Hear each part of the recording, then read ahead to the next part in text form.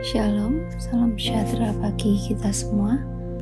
Mari pada pagi hari ini kita sama-sama merenungkan sebagian daripada firman Tuhan yang terambil dari Roma 5 ayat 3-5.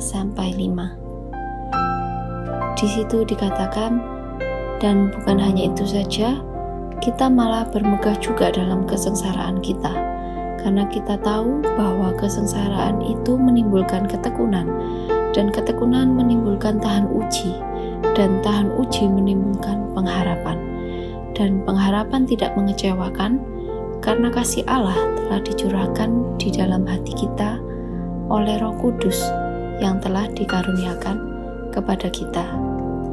Tema renungan kita pada pagi hari ini bertemakan pengharapan. Kita akan belajar tentang bagaimana pengharapan kita kepada Tuhan dan apa fondasi pengharapan kita. Apakah selama ini fondasi dari pengharapan kita adalah dunia atau kepada Tuhan? Sebelumnya, mari kita sama-sama mengerti terlebih dahulu apa arti dari pengharapan. Menurut Kamus Besar, pengharapan bisa diartikan dengan sesuatu yang dapat diharapkan. Bisa juga diartikan dengan keinginan supaya menjadi kenyataan.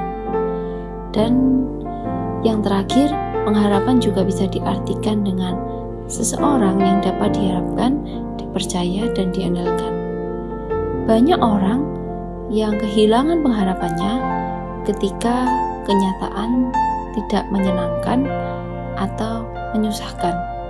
Dan banyak orang yang mulai menyalahkan Tuhan ketika kenyataan hidup mereka tidak sesuai dengan yang mereka inginkan. Mari kita kenali Tuhan dengan benar, karena Tuhan kita adalah Tuhan yang luar biasa dan Tuhan yang tidak terbatas. Dan apa prinsip-prinsip pengharapan yang diajarkan dengan Alkitab yang sesuai dengan firman Tuhan? Yang pertama adalah dilarang khawatir berlebihan.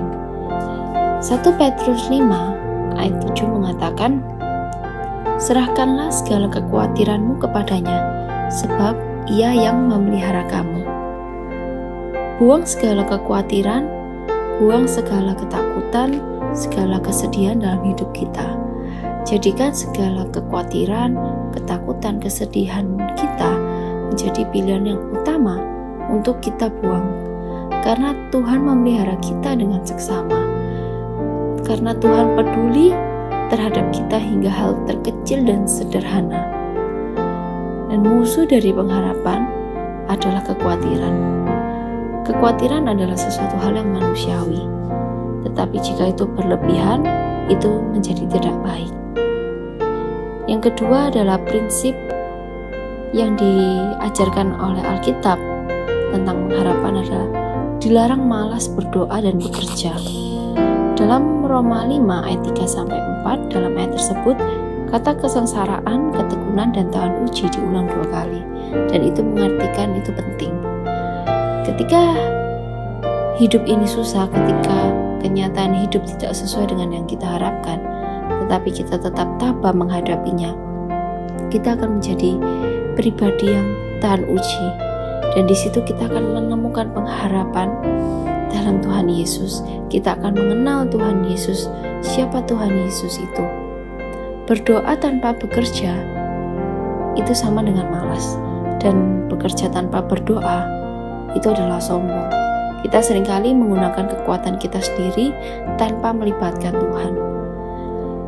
Jika saat ini kita mungkin terjebak dalam kemalasan, kita terjebak dalam kesombongan, mari kita sama-sama berubah, karena tidak ada kata terlambat untuk berubah. Ada Tuhan Yesus yang selalu menemani kita, memimpin kita supaya kita bisa berubah menjadi pribadi yang lebih baik. Dan yang terakhir adalah dilarang kecewa kepada Yesus. Roma 5 ayat 5, di situ dikatakan bahwa dan pengharapan tidak mengecewakan, karena kasih Allah telah dicurahkan di dalam hati kita oleh Roh Kudus yang telah dikaruniakan kepada kita. Saudara-saudara yang dikasihi Tuhan, semua kekecewaan kita sudah diselesaikan oleh Tuhan Yesus di atas kayu salib. Dan hanya kasih Tuhan yang selalu tercurah atas hidup kita. Tak peduli bagaimanapun keadaan kita, tidak peduli apakah kita sedang susah, kita sedang sakit hati, kita sedang dalam keadaan yang tidak baik. Kasih Tuhan tidak pernah berkurang dalam hidup kita, selalu baru dan selalu tercurah dalam hidup kita. Oleh sebab itu, tidak seharusnya kita kecewa bukan kepada Tuhan. Seringkali kita membentuk pribadi Tuhan sesuai dari masalah kita, sesuai dari problema hidup kita. Mari kenali Tuhan dengan benar, jangan sebatas dari apa kata orang ataupun dari apa kata sosial media. Izinkan Tuhan memperkenalkan dirinya secara pribadi kepada kita. Asalkan kita tidak kecewa berlebihan, kita tidak malas bekerja dan berdoa, dan kita tidak kecewa dengan Tuhan Yesus, maka pengharapan kita tidak akan goyah, dan kita akan semakin hari semakin mengenal siapa Tuhan kita dengan benar. Amin.